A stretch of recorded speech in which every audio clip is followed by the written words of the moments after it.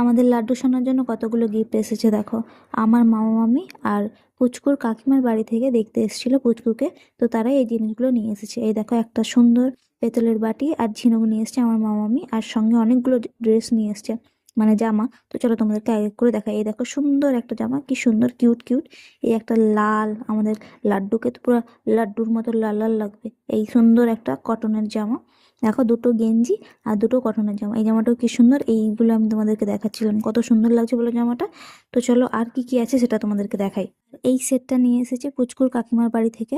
তো চলো এটা আগে চটপট খুলে নিই, তারপর তোমাদেরকে দেখাই। এর মধ্যে অনেকগুলো জিনিস আছে, যেগুলো হচ্ছে পুরো পার্সেল করা আছে, কি সুন্দর প্যাকেট করা। তো প্রথমে এই মধ্যে আছে একটা জামা, দেখো আমি প্রথমে খুলছিলাম না, তো না খুলেই তোমাদেরকে দেখাচ্ছি। এর মধ্যে একটা জামা আছে, এটা একটা তোয়ালের মতো আছে, ছোট্ট মতো, কি সুন্দর।